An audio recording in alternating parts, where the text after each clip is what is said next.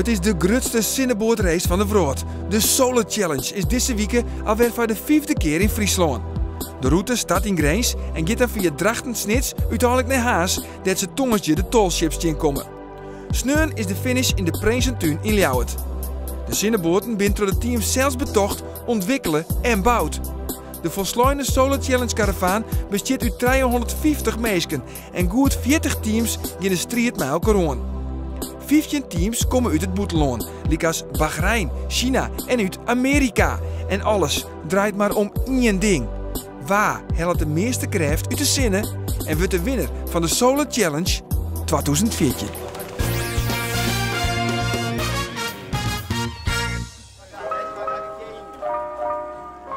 Op deze vierde wedstrijd volgen we een van de buitenlandse teams, de Braziliaanse ploeg.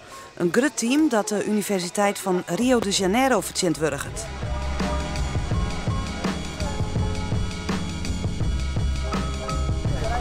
Team Brazil.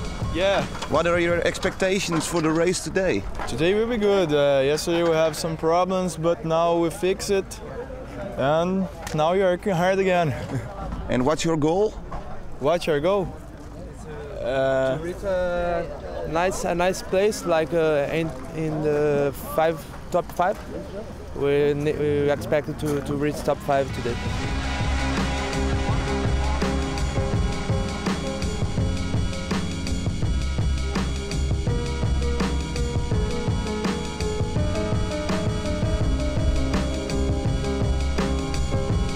How is the boat functioning? Everything's in order. Today will be a good day. Good luck. I hope. Thank you. In Snits stiet Joet een kwarte race op het programma. Alle teams moeten één hutdraver leveren die zo gauw als mogelijk een lietse 100 meter naar de wettertoer sprinten mat. Daar liggen de boten klaar en die mag je pas starten als haar een hutdraver bij de boot is. De verwachting is dat het een spectaculaire start opsmiet. En spektakel, dat wordt het. Het solarteam ROC Friesepoort Snits in de oranje boot giet er als een speer van terug. Wat zit het alle keer dicht op elkaar. En dan gaat het mis.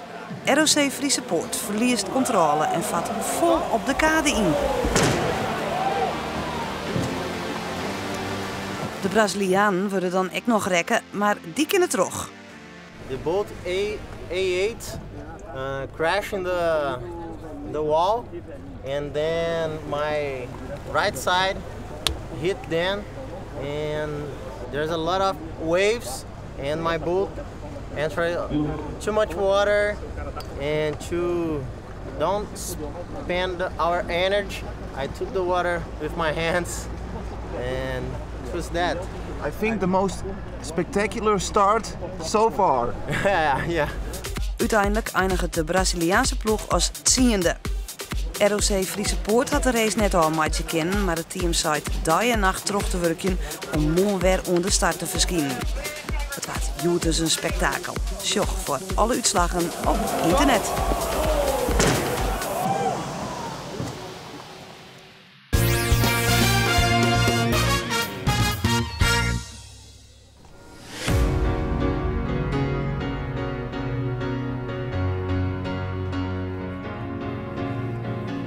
Bij de Solar Challenge gaat het vanzelfs om de strijd op het wetter. Maar daaromheen wil ik heel wat van de verskate teams verwachten. De hele vloot bestaat uit 350 mensen, beter bekend als de Challenge Caravan. En die moeten alle dagen met al haar gwot op het tijd van A naar B te komen. De organisatie had het door een logistieke krachttoer.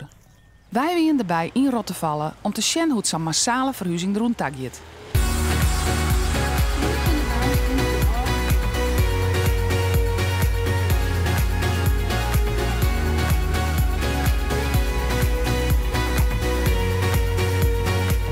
Het is nu 9 uur. Hoe zit het daar dan nou aan nog voordat je uit? Nou, wij moeten nog even laden en voordat we 100% binnen. En dan kunnen we de turn aan. En hoe laat vakantie je hem nou weer van A naar B? Nou, de wedstrijd begint om 11 uur. Dus in principe kunnen wij nu opklappen ons spul en rijden wij eigenlijk tijdens de race naar de andere camping toe. Dus ja, eigenlijk een combinatie. Dus 11 uur kunnen we vertrekken straks. En hoe laat begint zo'n dag nou voor je? 6 uur ben wij vanochtend begonnen. Met 3 man hebben we even de panelen zoals ze nu staan neerzet om even optimaal te laden. Maar dus om 6 uur. How many times do you have to do this week? 6 times, I think. And how is it going so far? Well, maybe after 4 more times, I'm a bit faster. Zijn jullie er klaar voor om weer van de A naar B te verkassen? Ja, we zijn er zeker klaar voor, ja. Ja, de boot is nu weer even de laatste voorbereidingen en dan zijn we weer klaar voor de nieuwe etappe. Ja. Nou hoorde ik dat jullie gisteren wat moeite hadden met het terrein hier. Wat is er gebeurd? Nou, we kwamen inderdaad gisteravond laat aan. Na de prijsuitreiking zijn we nog even gezellig met het team samen geweest. En toen kwamen we hier aan met maar 2 man, waaronder ik. En ja, het terrein was gewoon een beetje zacht. Dus, en met een busje met maar alleen maar voorwielaandrijving zakten we gewoon overal weg. Waren we maar gaten aan het graven. Dus we kwamen niet echt ergens. Ja. En hoort dat nu ook bij zo'n week? Ja, dat is wel eigenlijk... Gisteren baalde ik er wel van, maar eigenlijk is het wel een beetje een gedeelte van de charme. En het leuke is dat Friese Poort Leeuwarden, het hele team dat kwam ons te hulp. En het hele team heeft ons de trailer en de bus geduwd. En dat is echt geweldig en zo leer je mensen kennen. En dat is echt helemaal super eigenlijk. Ja.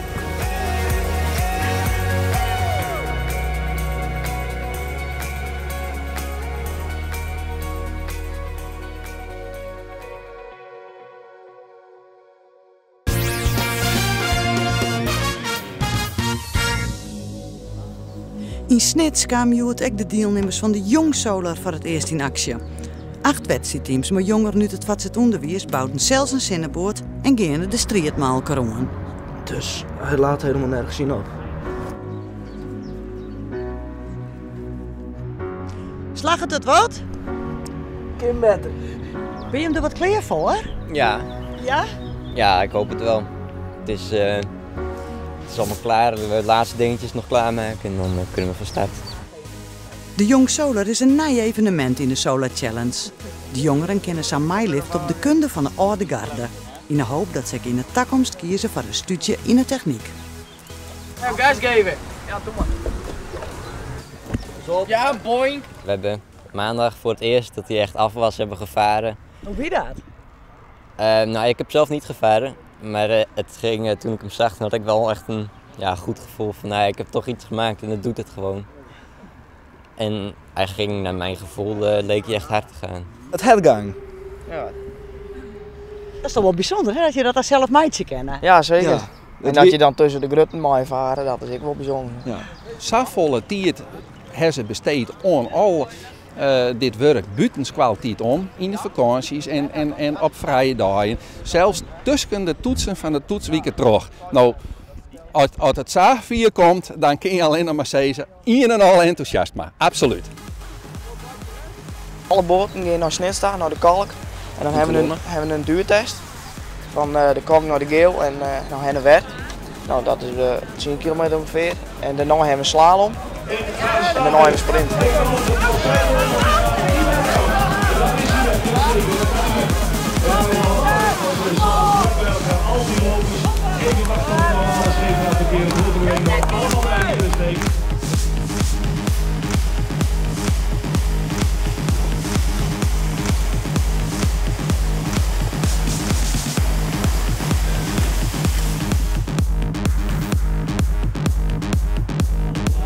Uiteindelijk wint het team van het Linde College uit Wolvergeer. Door technische mankementen eindigen de leerlingen van het Bogeman College als laatste.